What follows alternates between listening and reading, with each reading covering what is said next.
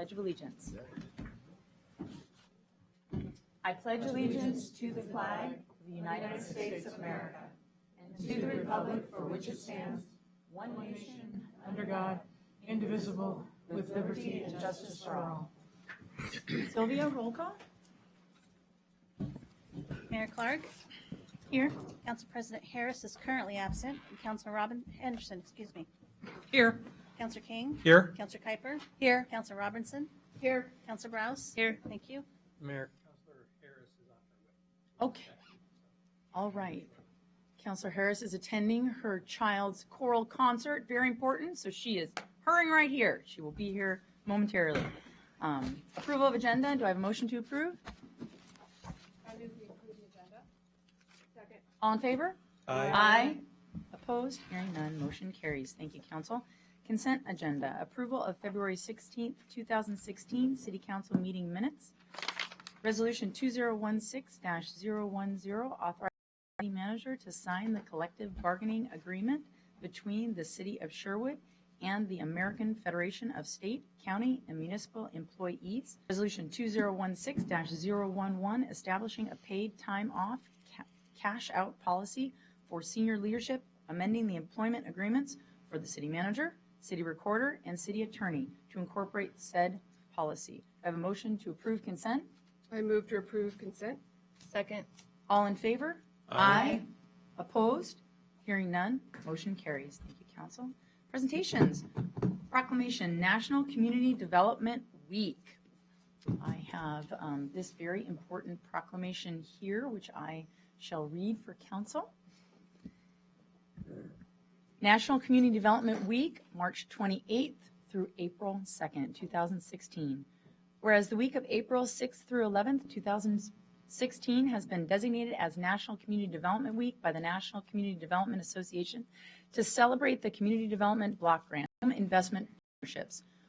And whereas the Home Investment Partnerships program provides funding to local communities to create $8 million Congress and the administration to recognize the outstanding work being done locally and nationally by the Community Development Block Grant Program and the Home Investment Partnerships Program by supporting increased funding for both programs in fiscal year 2017. In witness thereof, I have hereunto set my hand and caused the seal of the City of Sherwood, Oregon, to be affixed on this day, March 1st, 2016. Thank you. I have another proclamation here that I'm going to read for the 10th annual McCabe Real Estate Group's Egg Hunt for Hope. And I see many supporters with their shirts and sweatshirts in the audience. Woo! All right. 10th annual McCabe, 10th. Everybody hear that? 10th annual McCabe Real Estate Group's Benefit Egg Hunt for Hope is Saturday, March 12th, 2016. Whereas the McCabe Real Estate Group in Sherwood, Oregon, has coordinated an annual community egg hunt for hope benefit since 2007. And whereas, through the efforts of Todd and Leslie McCabe, local Sherwood residents and real estate brokers with McCabe Real Estate Group and Keller Williams Realty, they started a local event that brings the community together each year to hold an Easter egg hunt that emotionally and financially supports a local family affected by cancer. And whereas through the support of businesses and community members, they have brought together thousands of children, adults, and families through the years to participate in a nationwide tradition of an Easter egg hunt. And whereas the community has continually supported this event that helps a local family financially as they are facing the challenges of dealing with cancer in their lives. Now therefore I, Chrisanna Clark, on behalf of the City of Sherwood, do hereby proclaim the city an Egg Hunt for Hope community and urge our citizens to participate in this event to be held at Laurel Ridge Middle School on Saturday, March 12, 2016 at 1:30 p.m. Further, I declare March 12, 2016 as Egg Hunt for Hope Day in the City of Sherwood. Thank you.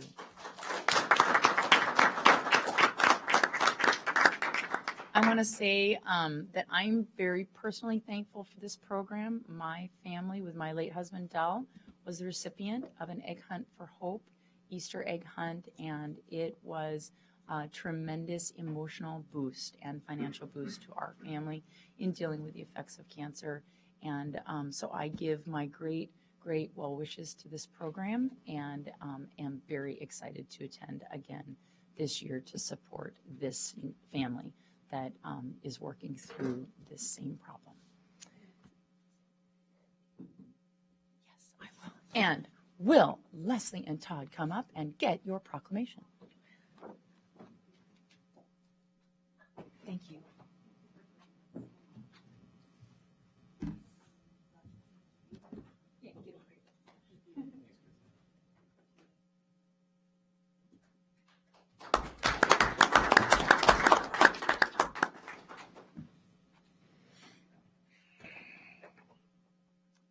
All right, the Water System Plan Financial Update. Deb Ghilardi. So Mayor and Council, I'll do a quick introduction for the benefit of the folks here in person and the folks that are watching this either live or at a later point. So this will not be new for Council. We had a work session last month where Deb Ghilardi, our consultant from the firm, Ghilardi Rothstein or Rothstein? Rothstein Group, presented kind of a water system financial plan update to Council. We felt very strongly, as well as the Council, that the public should have the benefit of seeing this because it's about water system rates, which we know is a very popular topic in town, or talked about a lot. Of interest. So she ran some new numbers that she presented, and she's going to go through her analysis again. There'll be an opportunity afterwards to ask questions. Some of those questions probably are more appropriate for Craig Sheldon to respond to as our Public Works Director. And then she added one chart at the end that you'll know why when we get to it. So, okay. Good evening, Council and public. So I'm going to cover same thing I covered for you about a month ago, talk a little bit about the background, where we've been, and what's changed in this update and some new options for you to consider. So as you recall, there was a water system master plan done in 2015, May, about a year ago. It identifies 20 years of capital improvement needs, and we did a rate and systems development charge analysis as part of that. You implemented the first phase of those rates and SDCs effective July 1 of 2015. That was a 4% rate increase and some restructuring of the irrigation rates to increase those to be consistent with the Block 2 residential rates. The capital improvement plan presented here, which Craig could go in much more detail if anyone desires, roughly half of the 24 million that's identified in this just shows the 10-year summary. About half of that is related to Willamette River Water Treatment Plant projected improvements, and which includes expansion along with the city's partners in that project, as well as local distribution and other more local improvements. And those are adjusted for expected inflation. This is what the capital spending looks like, which is really important for rate planning. You'll notice that it kind of goes along nice and smooth, and then all of a sudden there's a big blip up, almost $12 million in a single year, and that's when we estimate that expansion at the plant will be needed. And that's important because in order to smooth rates, it would be difficult to raise enough cash to pay for improvements of that magnitude in a single year. So we have assumed this table shows a summary of, on the bottom, those capital improvement costs, on the top, the different funding sources. You're fortunate through advanced planning to have some reserves that you can apply to those in the short term, but then you'll need to issue some additional debt once that, to fund a portion of that over roughly $12 million for that plant expansion. Systems development charges will contribute. They're variable, depends on the rate of growth. So we've been somewhat conservative in projecting how those can contribute, but obviously those can then help pay off that debt service as well. So this shows you what the prior recommendation was. The slope of the line represents the rate increases that we were projecting. So this was the amount of revenue that we were showing would be needed to fund the different components of costs that were projected for each year. And the bars are stacked and represent the total projected costs, the blue being the operation and maintenance costs, which include city's purchased water from the treatment plant, its share, the debt service on your existing debt service going along, and then increasing here with that additional plant expansion cost. And then cash funding some of those more local distribution projects. And at the time, we were projecting a 4% per year rate increase for the next 5 years, potentially increasing to 5% per year in the second half of the plan. But part of the objective was to smooth and not have major fluctuations in rates in any single year. So the good news is there are a number of factors that contribute to a more positive forecast. The weather was hot and dry last year, and that's good for water sales. So there was some additional revenue generated beyond what had been projected. As on the flip side is systems development charges were a little lower than projected. And the other factor is that the city will begin assessing charges, water rates to customers who had not been previously charged, which includes some public agencies and the city itself.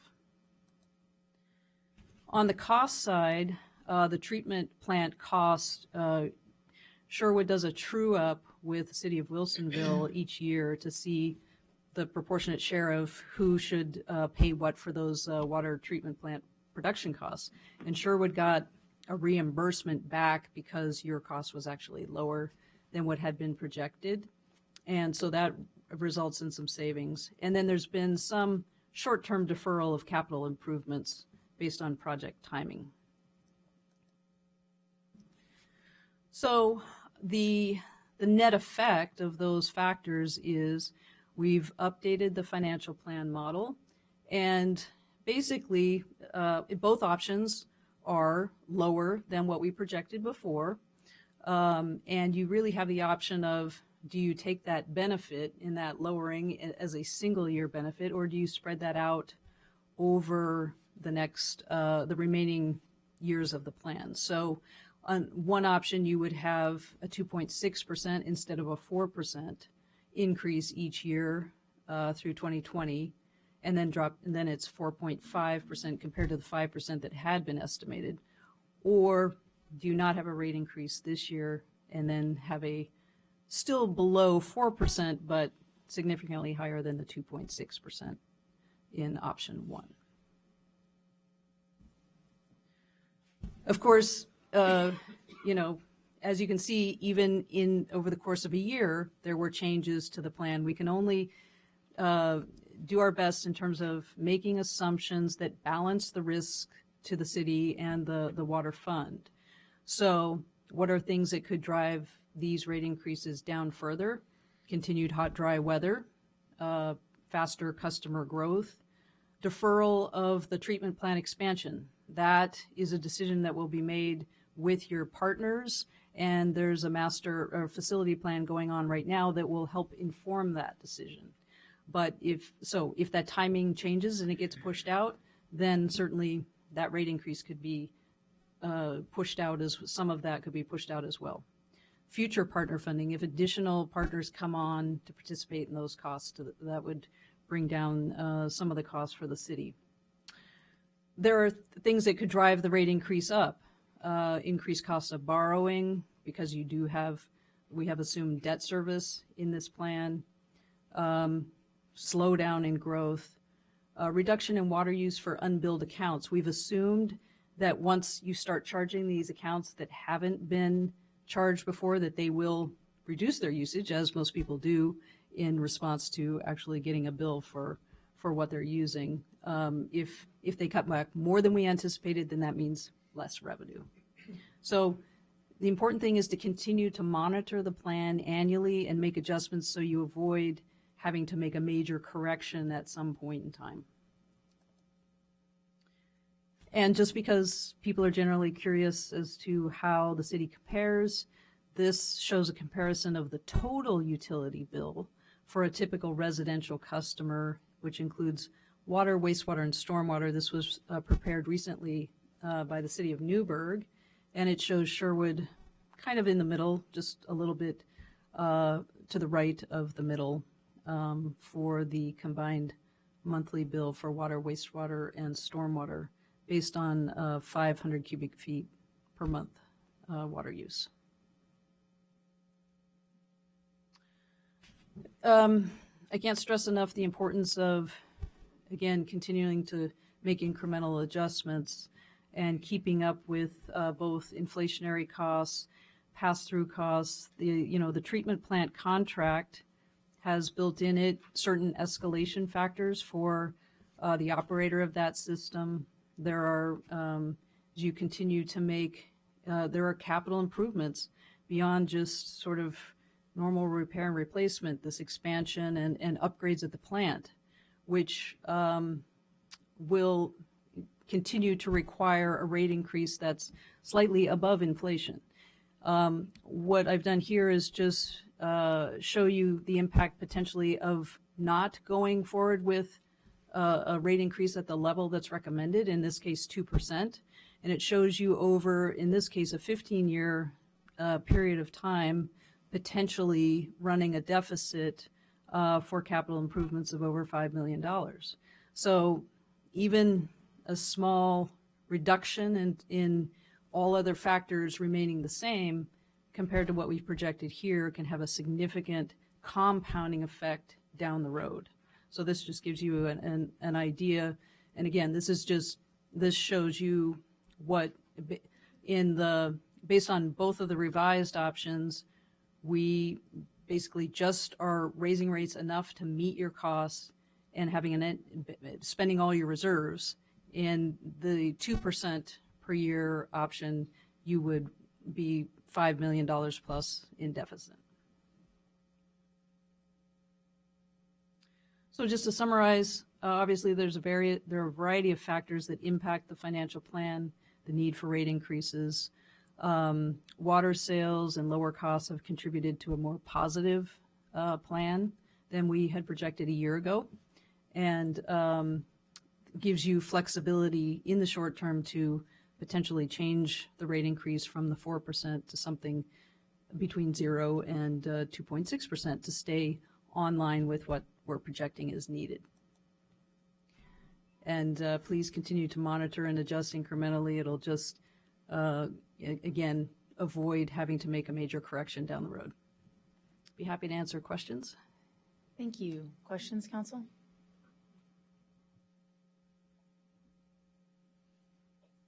Okay. I'll start. Going back to the slide, the last slide you had, and for the public's benefit, you have listed what the one before that, or two, yeah. This one? Yeah. So this shows what our projected income is with the revised rate of only 2.6 increase for a couple years, followed by a 4.5 increase, Right. versus only having a 2% increase due to Mr. Middleton's initiative that will be on the ballot coming up. And if that ballot passes, we will find ourselves with a $5.2 million deficit, of which will significantly and adversely affect our whole community in being able to provide water services to the community in the city. Is that correct? Yes, and you can see here what happens is these operating transfers. This is annual revenue that's received from the rates that is then transferred over to fund capital. And you can see that it's basically cut in half, and the ability to fund capital, and we've assumed the same level of debt funding and SDCs and so on. But it also, what you can't see from this, one of the reasons we haven't added any more debt is that you would not have the capacity to issue more debt. So you really would be limited in what you could fund in terms of capital. And Craig could probably address more specifically about what specific projects would have to be cut to meet this $5 million deficit. So we would not have the ability to issue any more debt. Based on Even these at that. projections, Yeah. while your existing debt is still being paid off, you basically would just be covering that debt and your O&M costs at the end of the plan, which wouldn't be sufficient. Okay. And so Craig, could you comment on that as far as the projects that would not be funded? Yeah, so we would have to move projects out probably at the beginning in our distribution system, and those projects are similar to, we have a fire flow on June Court. We have some smaller projects as well as fire flow at the senior center would probably get moved out to provide service there. It's not meeting fire flow capacities at this time. We'd also really have to look at the expansion at the treatment plant in 22, 23, something like that, when this comes effect. Usually when you do an expansion at a treatment plant, that doesn't just start in 22, 23. It probably starts somewhere in 21, 20, and a couple of years ahead of time. Growth-related stuff, Brookman, Sherwood West, whatever's coming in at that time, we'd really have to look if we could provide the upgrades to our distribution system. No different than when this community grew in the 90s, late 90s, 2000, the city provided services to upgrade in certain neighborhoods. We would have to look if we could actually do that. And then you could get into the development and all that, but there's certain things in this master plan that's $2.2 million on the ratepayers is for projects like that to be able to upsize stuff that's currently being existing customers are using for fire flow or whatever kind of flow we need to get to. The other projects we'd have to probably push out are, there's certain things we have to do to the state for the state, such as our water management and conservation plan. We'd have to continue to do that and fund that. That's due in 2017, so you couldn't just push that out. That's a requirement. But you would limit yourself on what we could do, and projects would get pushed out. And a lot of the, $50,000 a year, or maybe even a little bit more than that, is going towards just replacement. So you have all of Old Town and all of the houses and the roads and everything that's in the older parts of town on the hill here, their water mains are going to need to be replaced. And $50,000 a year, to be honest, we went $50,000 a year in the master plan, doesn't get you very far of replacing pipe. April Court was $40,000, and that was just a court this last year to upsize that. So some of those things would have to go on to come up with the $5 million.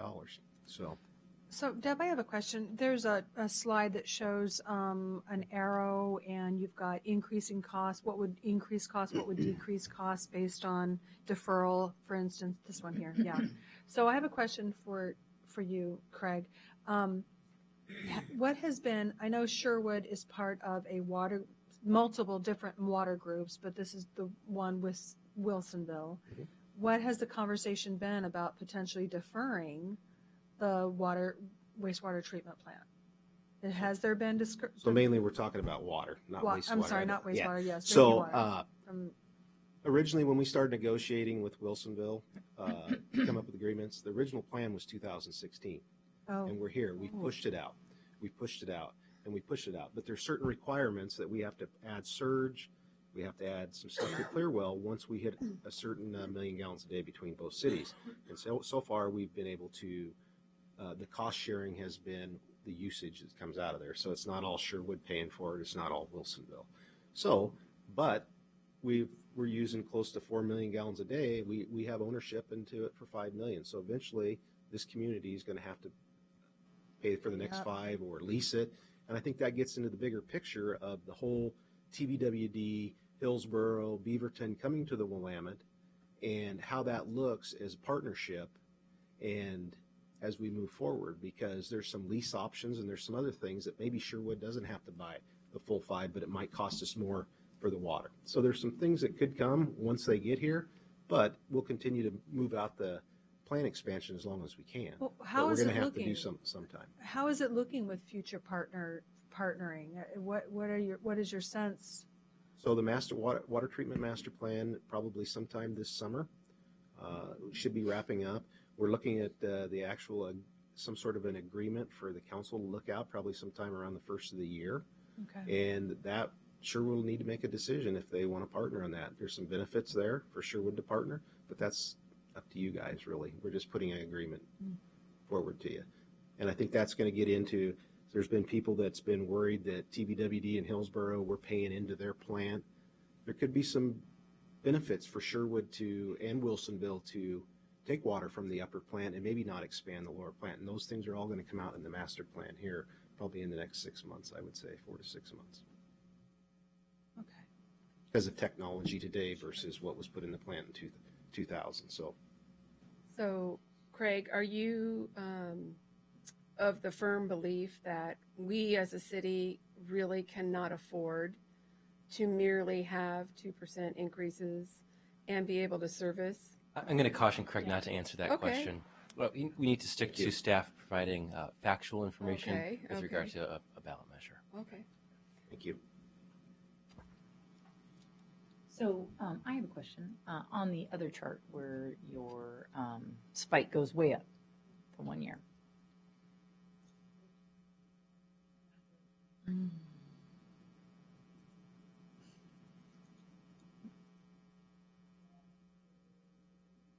Goodness. There you go. Okay. And so you're talking about this, the WRWTP improvement construction. So what you're saying is, this is the projection of what we think, but through the negotiations, things we might have an opportunity with what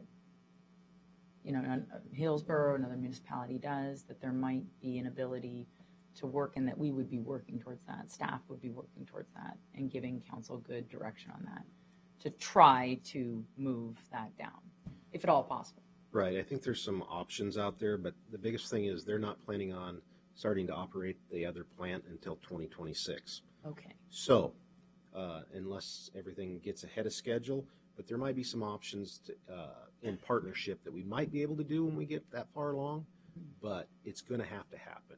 And I mean, Wilsonville's growing, Sherwood's not growing like Wilsonville, so we're still going to be back into the percentage of what we're using of water, and that's really how we pay for our water now. And so there's my second question. So should Wilsonville continue to grow at a much more exponential rate than Sherwood, we would still, when the plant was necessary because of their growth and not necessarily our growth, be on the hook to provide that plant, We would be according to the agreement. we would have to off a usage of what we're using is what we've been doing, and that's what I would expect we would continue to do. So if that plant expansion, I mean, we need 5 million gallons a day, and that's really what we need in the plant, and that goes out to the end of the master plan. And really, we need about 9. So I would say that at some point, when I'm talking about leasing water, there's some things that we could do, and we might be able to have this agreement in place that we might be able to use some of those tools before we actually get there. But at some point, when we get in the early 2020s, that plant's going to have to be expanded. And if we had a partner, our costs obviously would go down. Sure, I think you just when Deb was talking about the water costs at the plant, it's went down just since we went on board with Wilsonville. Their cost was about $1. I want to say, don't hold me to this, but it was about $1.45, and we're at $1.22. Now, can you in 2026 when you have other partners drawing, you have to beef up and add the treatment plant staff. I mean, it's going to go down. It's efficiency. You can produce 12 million gallons, no different than you can produce 70 million gallons. So at that cost. So. Okay. All right. Thank you. Craig, would there be the possibility that the city as a whole would have to consider conservation and caps and rations on water that we use? I think if you had growth and you didn't go through with some of these developments, you would probably have to look at some of those things.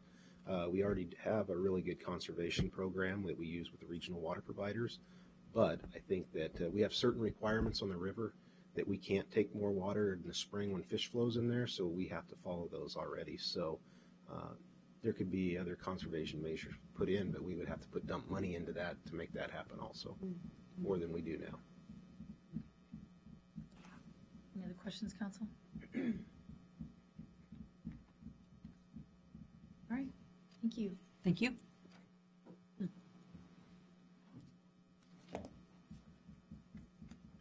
Discussion, motion? Oh, no, I'm sorry, that was presentation. Why? Mistake, I'm so sorry. I was glaring at that screen and it got my sight off. So we move on to citizen comments. Do I have citizen comment forms?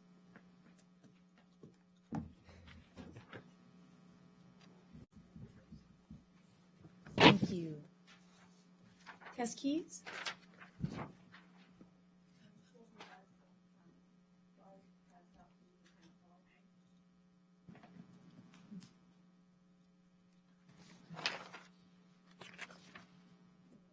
Just push it hard. There you go. Tess Key, Sherwood, Oregon. This is really hard for me, but I need to present this.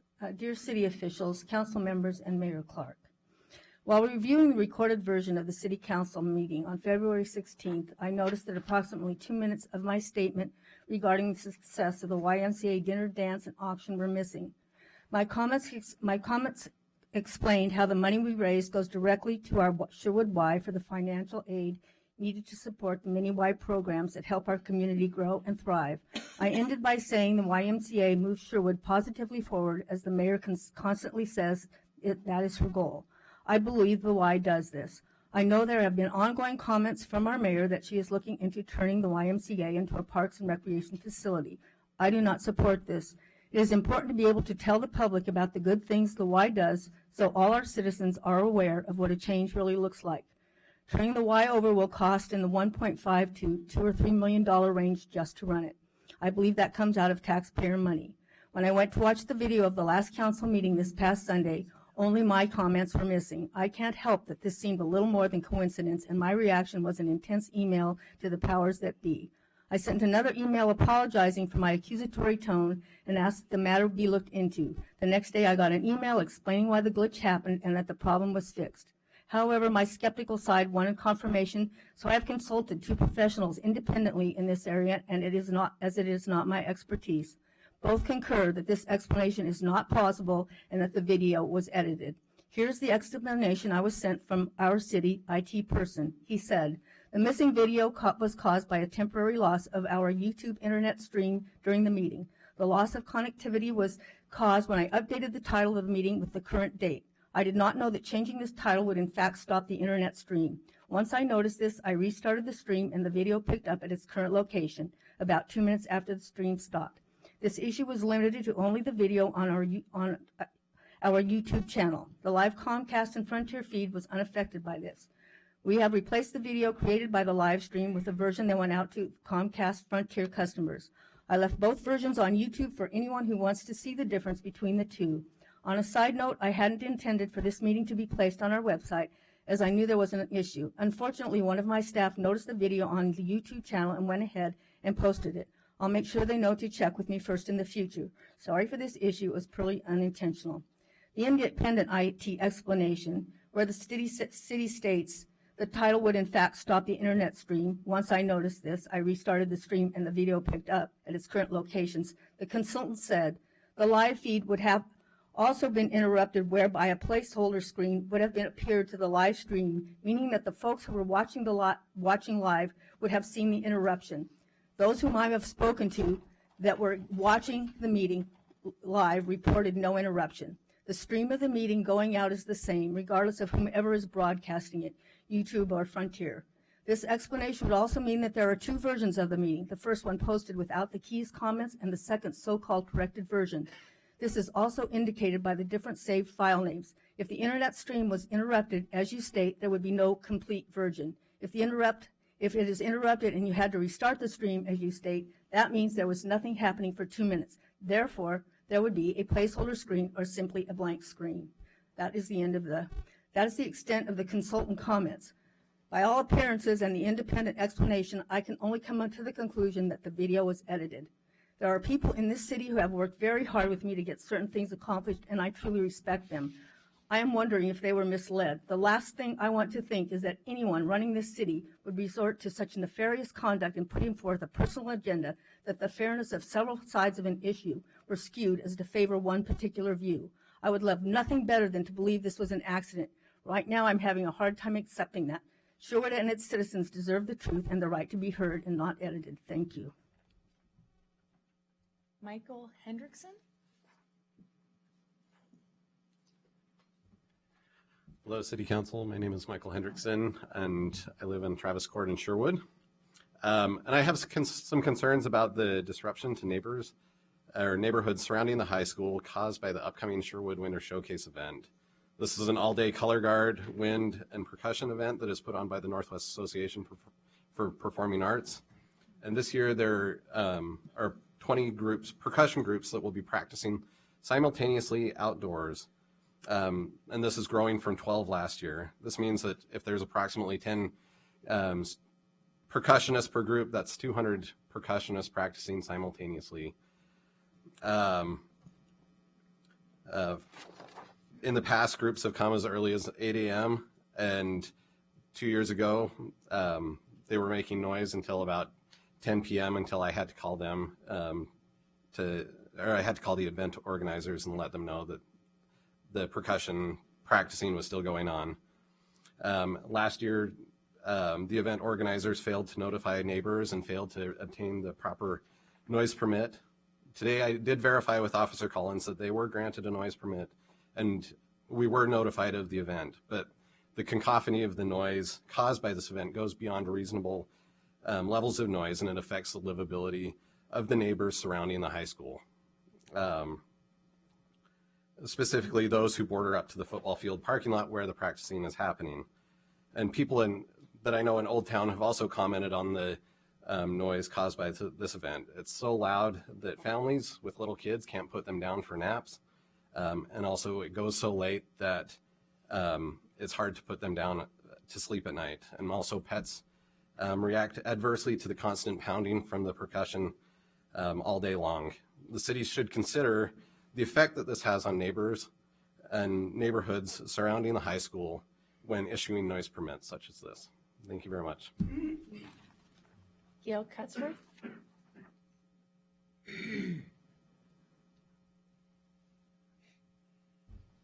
Good evening. I'm going to talk about the YMCA tonight. The mayor keeps stating that she wants to look at all options with regard to the facility that the YMCA has occupied since 1998. So no one thinks that I'm asking the city to rubber stamp a renewal of the YMCA contract. I'll spend some time tonight and at future meetings providing some details around why I believe renewing the contract with the YMCA is in the best interest of not only the city council, but also in the best interest of the citizens of Sherwood. And just to be clear, I also do not agree with the approach of it has always been done this way, so that it must be the best way. I'm reading from the Sherwood Archer. But I do believe in if it ain't broke, don't fix it. And I do believe in don't reinvent the wheel. If the city of Sherwood takes over the facility operations, the hardworking, tax-paying citizens of Sherwood would be at risk for increased taxes. The city does not have the funds to absorb the $1.5 to $2 million it would require at a minimum to operate a park and rec facility. Leaders would have to make some tough budget choices. None of them good for local residents or businesses. A couple of options. You could raise local taxes on residents and businesses. You could shift money away from important public services like law enforcement. You could stop subsidizing things like the Art Center, the Senior Center, and the library. You could cut facility jobs and staff, whereby increasing the unemployment rate in the city of Sherwood. You could cut current programs at the Y, which would include the diabetes prevention program, the enhanced fitness program, the Silver Sneakers program, the Silver Fit program, most of the marginalized members of the Y. Provides nearly 1,000 of your Sherwood neighbors, which is in excess of $330,000 annually, would be eliminated. And don't think for a minute that city-run park would be free. Park and Rec would be free. Residents would still have to pay for participation. In fact, given the impact on city finances, running the facility would likely require the city to raise membership cost. This effectively means denying access to the facility to low-income residents and serving to widen the economic gap we are already experiencing in town. Renewing the contract with the YMCA is by far the most fiscally responsible decision. Portland governments that run local community centers spend 58% more in taxpayer dollars than if they contract with an organization like the YMCA to manage operations. Based on hard numbers from area facilities, which I supplied you after the last time I spoke here, I emailed them all to you. It's entirely reasonable to estimate that a city-run facility would add $1.5 to $2 million annually to the city's budget just to cover operations. That's more than a 5% increase over your current FY 15-16 budget. This does not account for facility upgrades, mistakes, breakdowns, the boiler that we replaced last year, equipment upgrades or expansion projects, which would also be the financial responsibility of the city. The city is already facing tough budget decisions. You stated, let's see.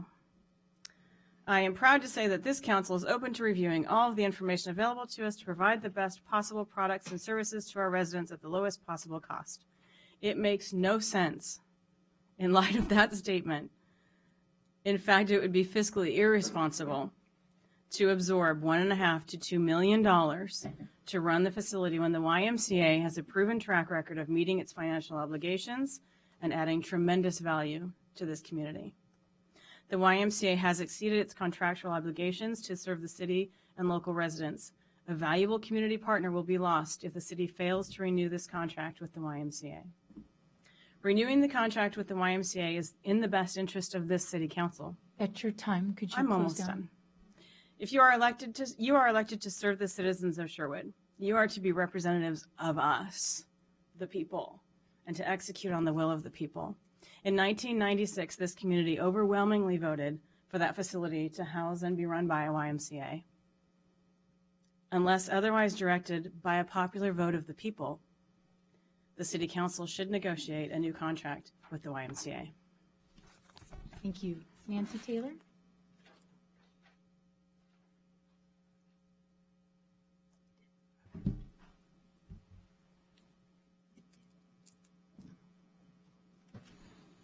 Hi, Nancy Taylor, Sherwood, Oregon. In light of what was just presented to you, I recommend that you all read the opinion piece in the Tigert Times, which showed up, I think, 2 or 3 weeks ago. It does talk about how the WISE campaign was run in Tigert, and they did get fined for some non-transparent shenanigans and not having an OrStar account. So I recommend you all read that. It was a great opinion piece. I meant to bring a copy tonight to share with a few of you on council, but didn't. Now I'm going to switch to the water issue. I think you as a council have to take into consideration this 2% is probably going to pass. The citizens on the door-to-door campaign were very excited about it, very excited that they could have a situation where if it went over 2%, they would have a say, and it would come to them, and they would be able to vote. So I would take everything that you were given in this slideshow, and I would relook at it in terms of it's going to probably pass. You probably will be looking at 2%, and if you need more, you'll have to go out to the citizens. The one thing I sat through both the backdoor meeting on the water and this meeting tonight, and the one thing that really struck me, well, several things have struck me. One is that the Public Utilities Commission does not actually look at what you're doing. You get free rein to do whatever you want, whereas most utilities have to go through the Public Utilities Commission, such as your telephone, your electricity. If they want to raise in their rates, they have to go to a Public Utilities Commission. And you don't have to do that here. You've been able to just raise the rates, or for many years not raise the rates, and you haven't had to address it with anything other than yourselves. So I find that very disconcerting because the rest of the folks who want a raise in what they're presenting in terms of the public utilities world have to go to the Public Utilities Commission. I sit on calls all the time with members of public utilities commissions. And it's a hard world out there, let me tell you.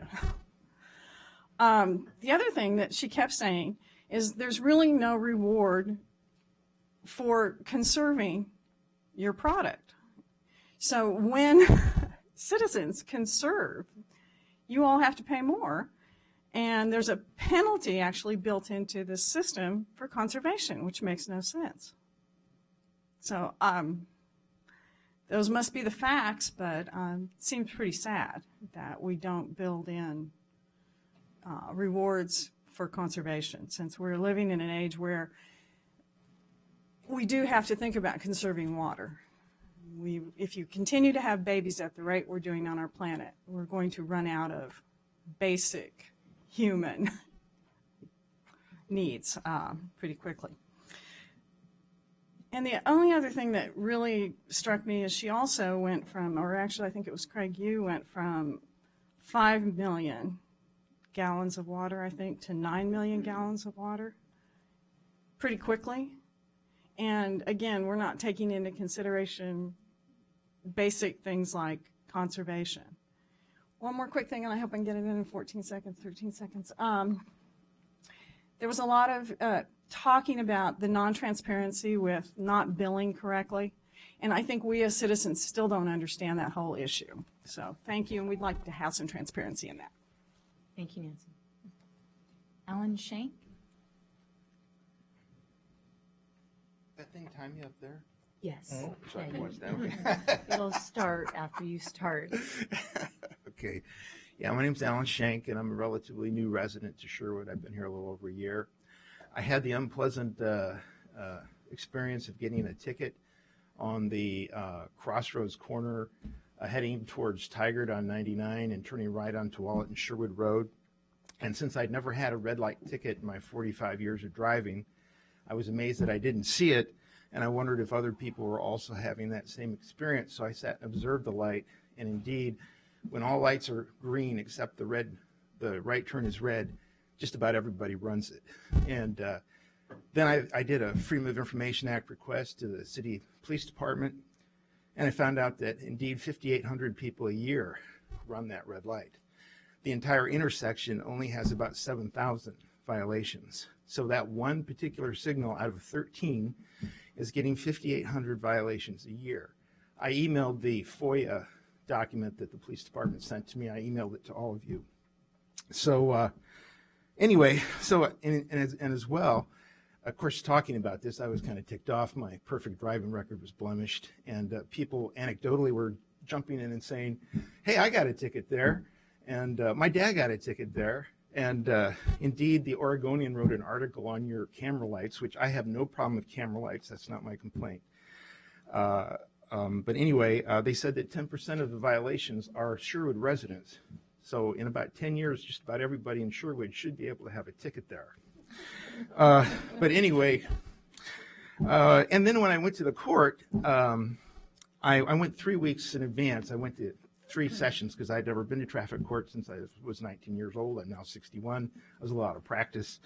So I watched how things went, and every case they handled was the red right turn signal on that. It's like you could call it the red light turn signal court of Sherwood. That's the only thing they seem to handle. So anyway, I guess, it's nothing to you that I got a ticket, but the thing is, I got to thinking about it. If I was a liability lawyer and a pedestrian got hit there in that crosswalk, and I knew that this situation had been going on for years and that the city and the Department of Transportation was doing nothing, because you don't have to be a rocket scientist to realize that there's something wrong with that light. I saw several other people, including David Sweeney, who's a meteorologist, maybe you know him. He was in that courtroom, who also had a perfect driving record, and he was like, I didn't see it. And the reason you don't see it, well, I'm not going to get into that because I'm not a traffic engineer. But the thing is, it's not on the horizontal support. Like if you drive down into Tigard on the same road, they have horizontal supports The right turn signal is right up there with all the other lights. The driver can quickly assess what all the lanes are supposed to do. This light is off by itself above the crosswalk, so you have to, and then you're given the signal that your section goes. It's all green. You look to see there's no pedestrian and you go. You don't look up and say, gee, I wonder if there's another traffic light up there above the crosswalk. So I think it's a liability to the city. It's also putting your citizens in danger, the ones that walk across that crosswalk. And I think, and it's not nice to your citizens to keep pulling $260 out of their wallet every year. So I think you should fix it. And I'm going to talk to the Department of Transportation, see what they say. I'm also going to write to the Oregonian and see if they can update their article on your lights. But I think this is a problem that you should look into and fix. Thank you. Thank you. What happened to where again? He said, no, yeah, I've got, Counselor Harris wanted to hear that it was on Highway 99, the intersection of Highway 99 and 12th and Sherwood Road. Yeah, you're headed towards Tiger. I get my direction. I still can't figure out. I have to look at Mount Hood, and even then I can't figure it out. But anyway, it's when you're headed towards Tiger and you turn right towards Tualatin. Yes, that is the intersection of Highway 99 and 12th and Sherwood Road. Yeah. So just a clarification piece, ODOT, State of Oregon, Yes. is responsible for Highway 99. Yes. And Washington County is in charge of 12th and Sherwood Highway. So we do not have jurisdiction over that light, do we? Do we not? I understand it is located within a city of Sherwood, and so the breaking of the law at the light is our jurisdiction. But as far as the light product, Yeah, and actually, Chief Growth, I know we usually don't get into a lot of discussion during I'm just council. wondering. He has some information that may be helpful. That would be super helpful. Thank I you. just hope you guys will be Yeah. looking out for the residents. Yeah, no, and I'm just interested. We're getting screwed. I'm interested. I'm interested who's in charge of this large strike. So you're welcome to take a seat. We're just going to get some information from Chief and Okay. about the jurisdiction and. It makes you feel better. I got a ticket there when it first went up. You- So I'm So- part of that. So, Mayor, you're correct. ODOT maintains the state highway.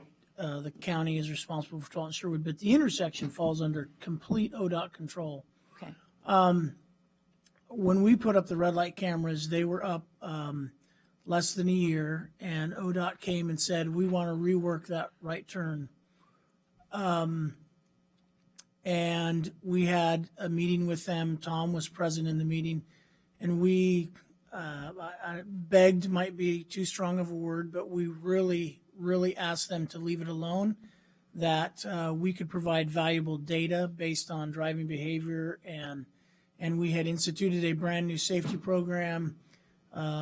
They weren't interested in that, and they reconfigured the right turn and the light configuration at that intersection, and what they lowered it to the level it's at, and they made it a slave to the pedestrian crossing.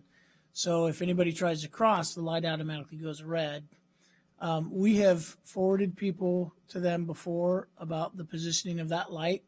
We have also forwarded complaints about the positioning of the left turn light when you're coming southbound and turning left onto 12th and Sherwood.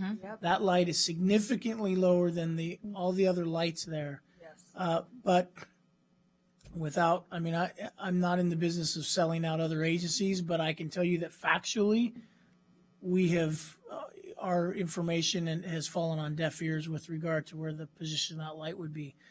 The challenge that we have is that's clearly a problem movement.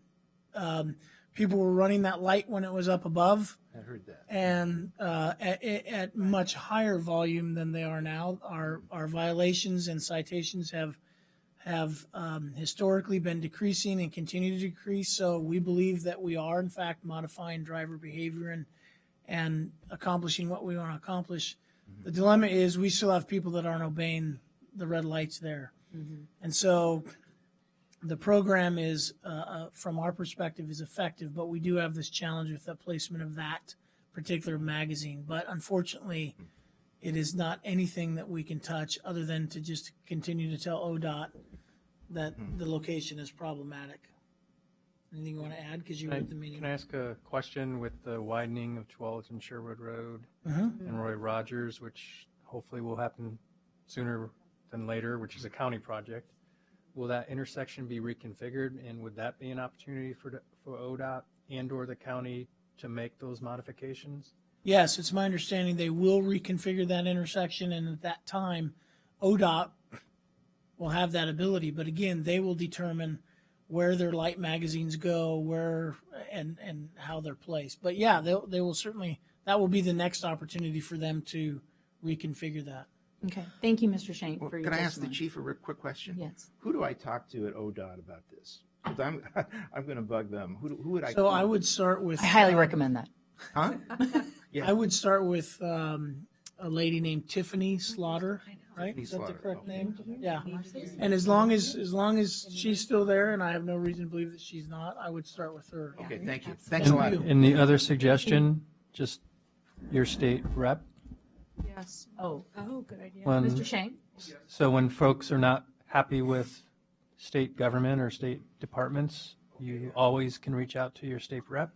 John Davis is always available and wanting to hear about things if things are not going smoothly. He wants to hear those things. So we can provide that information as And well. we want to work with our partners. You know, we So much. You know, you guys are. I didn't expect to hear this kind of nice talk. So thank you very much.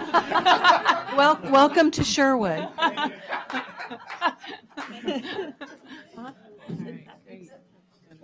right, thanks for coming in. Okay, that was my last. Did I have any other comments? All right, fantastic. City manager report. Oh, new presentation. We have one new business. My item. heavens, Sorry. my I know you wanna have eyesight a shorter tonight. meeting. I Actually, we still know, I'm have- just moving it along. Sorry. Thank you, citizens, for your comment. New business, Resolution 2016-012, adopting fiscal year 2016 to 17 City Council goals and work plan. Joe? Yes, Mayor and Council, I'll be short and answer any questions you might have. This is kind of the wrap-up of your council goal setting in late January, where the council got together and identified specific projects and action items that fall within your existing 5 council goals.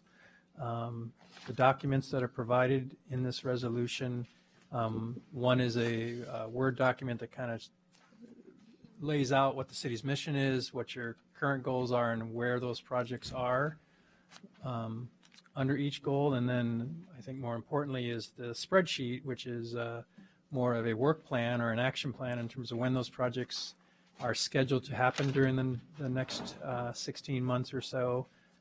We tried to spread the work out so we're not too heavy, and I think staff appreciates direction from council.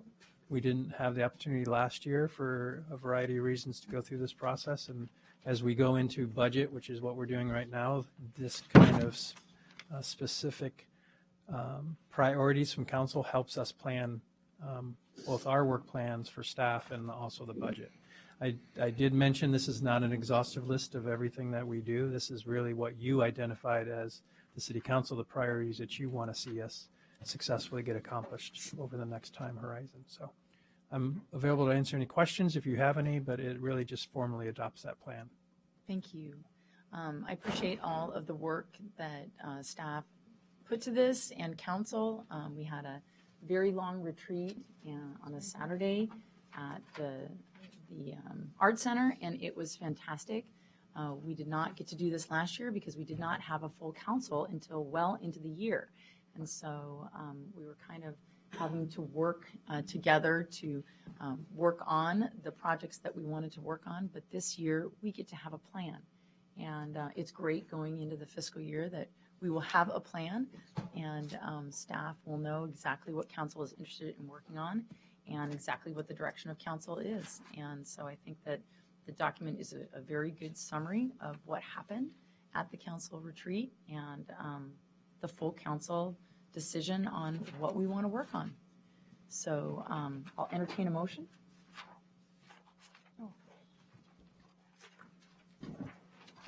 I move that we approve Resolution 2016-012. I second. All in favor? Aye. Opposed? Hearing none, motion carries. Thank you, Joe. Now your city manager report. I have one item, and it's an update. Actually, I sent an email this afternoon on Senate Bill 1573, which surprisingly is moving very rapidly through what is quickly going to be the end of the short session. This bill came out of the Senate Rules Committee, surprisingly, last week, and then was approved by the Senate on a 17-12 vote. Our senator, Senator Thatcher, voted no on this Senate bill, and it went over to the House, and actually I believe there was a first reading today. So it's looking like it's moving very quickly. The impact for this bill for Sherwood is that if it passes, voter-approved annexation, our interpretation of this bill, would go away, in a sense. Sherwood is one of the few cities around the state that has voter-approved annexations. It's in our charter. And I brought this to your attention today. If you wanted to weigh in on it, a number of you have weighed in and contacted our state reps. I did that as well. I sent an email when it was in the Senate Rules Committee and opposed the measure. I made that very clear to Senator Thatcher. Basically, my opposition isn't about voter-approved annexation. My opposition to it as a professional local government manager is we have a charter, and I consider that charter to be a local constitution. And I think it's up to the voters of this community to decide whether the charter should be changed, not the state legislature. So it's a home rule opposition more than anything, and I think Senator Thatcher agreed with that opinion from myself. But it looks like it's on the fast track, and this will have an impact. It will have an impact on you in terms of what you do with future annexations. So, Josh, I don't know if you have anything else that I'm missing. There's still time if you have not contacted this. In this case, it would be Representative Davis because it's already passed in the Senate, but the House is going to vote on it. And if you either support the bill, which you could, or oppose it, now's the time to contact Representative Davis. Josh, did you have anything more? I guess the only caveat I would add is that it wouldn't necessarily mean that there would be no voter-approved annexations. It's certain parameters of annexations would no longer be submitted, and in particular, it's ones where it's submitted by 100% area to be annexed and meets a few other criteria. But certainly, a lot of voter annexations or annexations would no longer be referred to voters. All right. So I just wanted to make sure you're aware of that. So there's an update from what I sent you this afternoon. Well, and make our residents also aware that That's correct. That if they would like to weigh in, they also can, go to John Davis's website. You can send him an email. He has his email listed right on his website. So go ahead and tell him how you feel, because the short session does move very quickly, as Joe said. And if you want him to know how you feel about this, then I believe that you should tell him, and tell him right away. So thank you for bringing this to our attention. Thank you. That's all I have, unless you have questions for myself or any of the department heads that are here. No, thank you. Thank you. Okay. All right. So we have had a busy couple of weeks, and we're going to try to move through this because we need to adjourn to our URA meeting after this. So we have a meeting after this. So I'm just going to make a couple of little announcements. I did want to make an announcement about the annual benefit for the Tualatin River Keepers. I got a little notice in the mail to save the date, and so I wanted to tell everyone about it because these are the people who help our wildlife refuge. They do tours, they do plantings. They are very instrumental in keeping our refuge, which is, of course, our city emblem, beautiful and taken care of, and also educated the public about it. So it is April 2nd at Nike's Tiger Woods Center. And you can go onto the TualatinRiverKeepers.org to get tickets if you would like to attend. Everyone is welcome to attend and support this great organization. Absolutely. There you go. I wanted to give a shout out. Last Saturday was the third annual Jigsaw Puzzle Competition, started by Madeline Garland. She started this. She started it. She thought about it. She came up with it, and then she became the event organizer for it. I understand it was an amazing event, written up in the Oregonian, so look that up as well. 70 competitors. Looked like they were having an amazing amount of fun. And I wanted to give a shout out to the Sherwood Foundation for the Arts, for sponsoring this, and also to the winners. If you go on to the Oregonian website, they have some great videos. The winners are hilarious in that they're very competitive. They're very serious about this puzzling, which is awesome. It's very cool. The individual winners in the 300 pieces: Michelle Eckstein, Daniel Stenke, Jennifer Stanke. Team of 2, 500 pieces. Two Crazy Puzzlers is their name: Jennifer Stanke and Daniel Stanke. Team Davis, Danian Davis and Jamie Davis. The Ecksteins, Robert Eckstein and Michelle Eckstein. It looks like they were hard to beat right there, I'm telling you. Team of 4, 500 pieces. A Piece of Cake: Heather Olander, Jessica Harris, Katie Gates, and Sarah Corrigan. Webster family: Christy Webster, Jeff Webster, Sierra Webster, Milo Webster.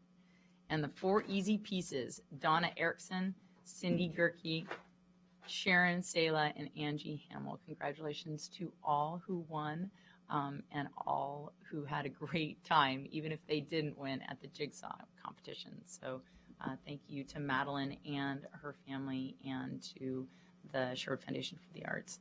I wanted to tell you that last week I also had the opportunity to attend the After Hours Multi-Chamber Mixer at the World of Speed in Wilsonville. If you've never been to the World of Speed in Wilsonville, you've got to go. It is a beautiful facility, and it's right off I-5 there. You can see it and go, "Hey, wait a minute, I should go stop at that." Well, you should, and you should take the kids.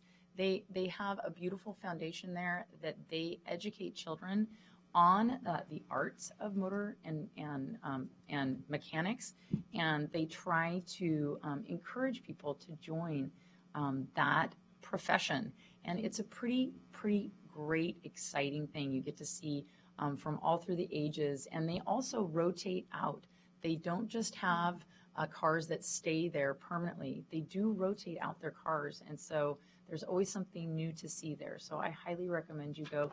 Thank you to all of the chambers that sponsored this multi-chamber mixer. It was great, and it was a lot of fun. It's not the first time I actually went to the opening of the World of Speed, but I really highly recommend that you go to this great foundation and museum right around the corner from us. We're very lucky to have it near us. Next Tuesday at 7 p.m., I wanted to announce that the Sherwood Police Department will be having an emergency preparedness event. So please attend. Chief, you want to give a shout out? Come. He's just come and see. I highly recommend it because we want to be prepared in that case of emergency as an entire community. So please attend. This week and next week, with many other Washington County mayors and mayors from all over Oregon, I will be heading out to DC to go to the National Conference of Mayors. There I will meet up with not only our federal representative staff and try to advocate for things that we want in Washington County and things that we'd like to see in Sherwood, but I will also be learning about how other cities in all over the United States are dealing with similar problems. It's a great way to come up with new and innovative ideas, and so I look forward to serving the city in this way.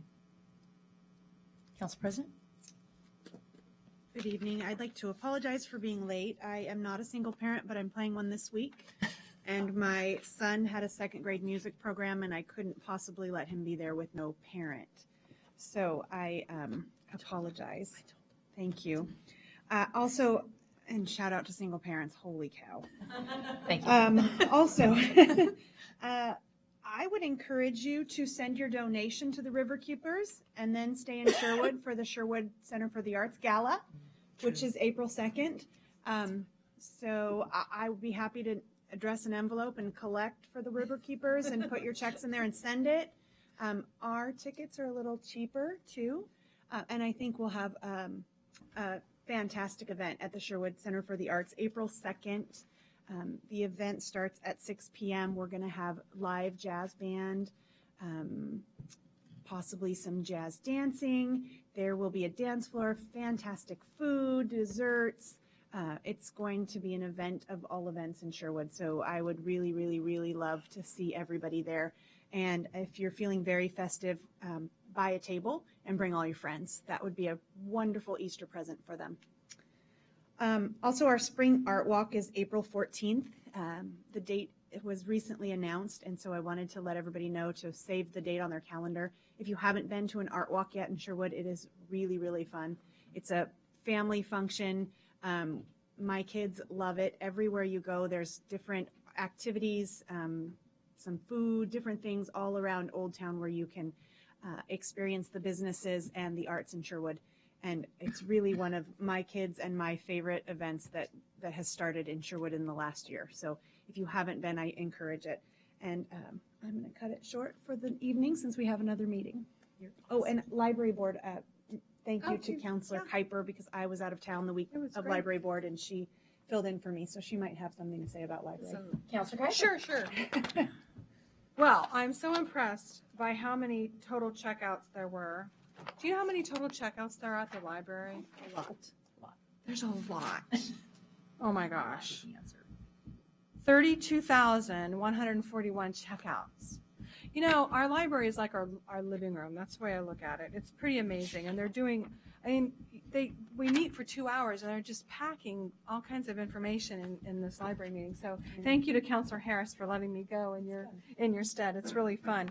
One of the things that, I think her name's Jamie Sorensen. She's the youth librarian. She has started a group called Teen Lab. So it's basically a group of middle school kids through high school kids that get together and they do projects. They do library projects, and it's apparently a really lively group. And she talked a little bit about that. They're looking for some teens in the high school level. So if you're a teen and you're interested in joining the library's Teen Lab, check it out. It's pretty interesting, and you'd want to talk to Jamie Thorison. That's her name. So there's that. The other exciting news is that the Robin Hood Festival Association this year is in charge of the Rose Festival mini float for the city. And it's pretty exciting because we're working with an artiste. He is he and his partner they do paper mache. And the theme this year for the Rose Festival parade is excessive celebration. So he's come up with this incredible idea. Is it Little John? Who's the big guy? Little John? Farmer John? Little John.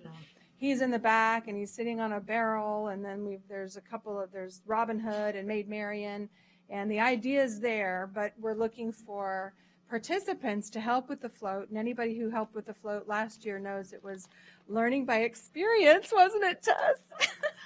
We learned a lot. We did. That's experience is what you get when you don't get what you wanted. But we did get what we wanted. We won the blue ribbon, and we intend to do the same thing this year. So we have got, so what we need to do is, if you are interested in being on, just participating and help decorate this float with a real artist, we're going to be contacting, and we already have contacted the arts department at the high school, the Interact Club, and the leadership group in the Sherwood High School. And if you're an adult and you're interested, just send me an email. I am the Robin Hood Festival Association liaison. It's just kuiperj@sherwoodoregon.gov, and we'll probably get going on this in early April, and we'll have a couple months to work on it. So yeah, that's it. Thank you. Councilor Browns?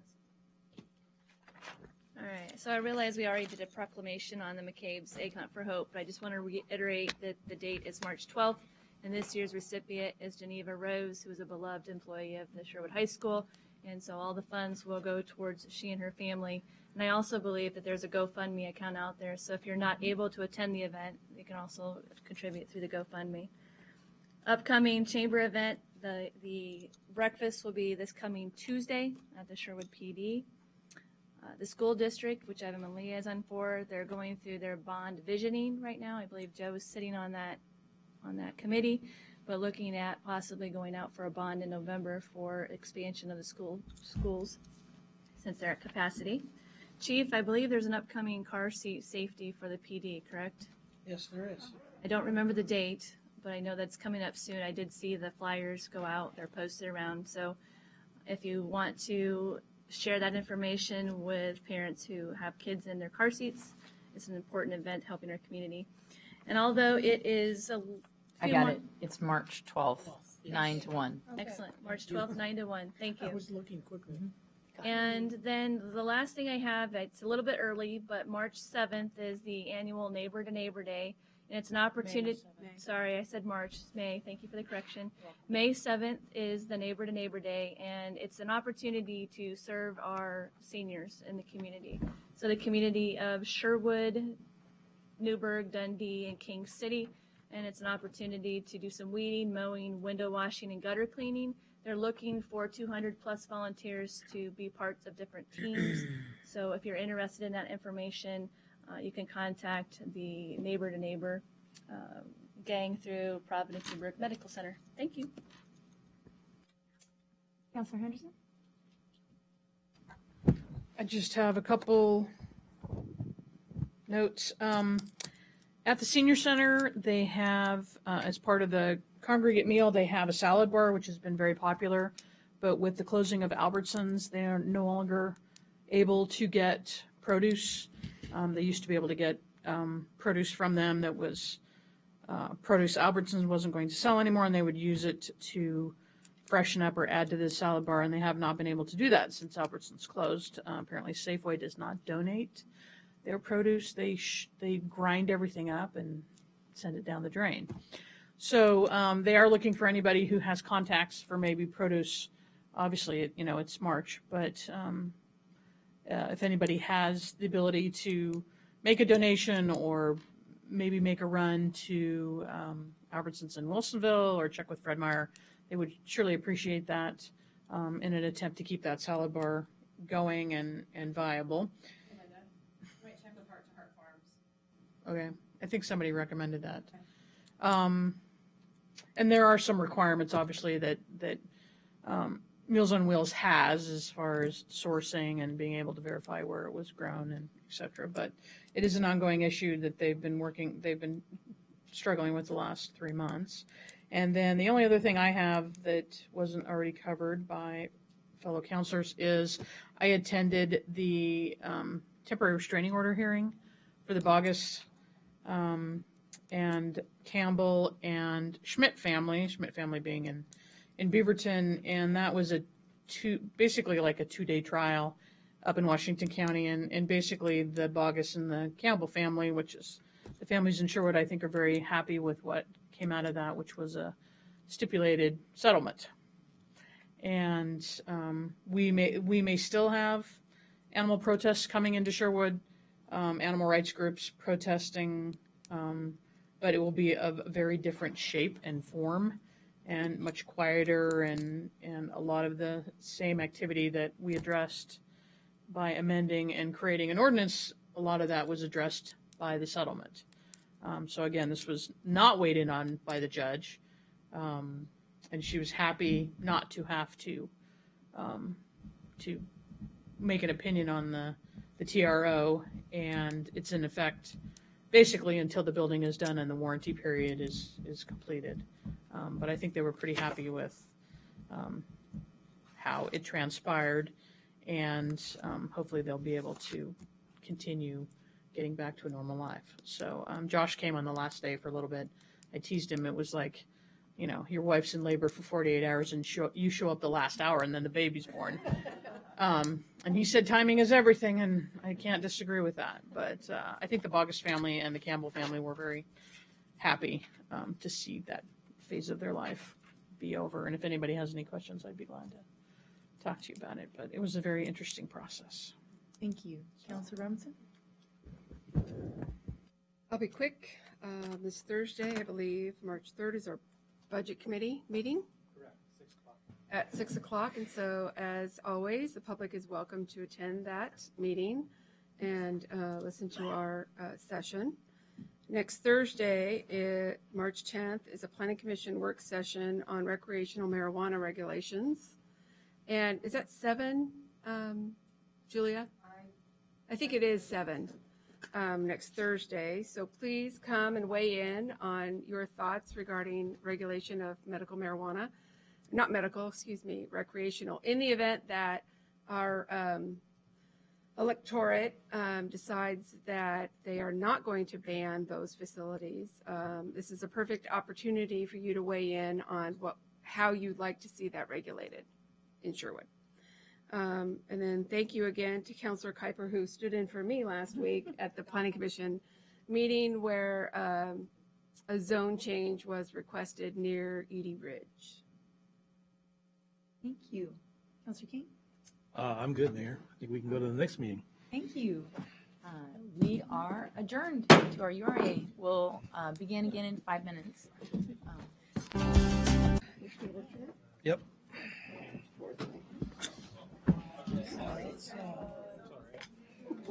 As long as it doesn't run past 10 o'clock.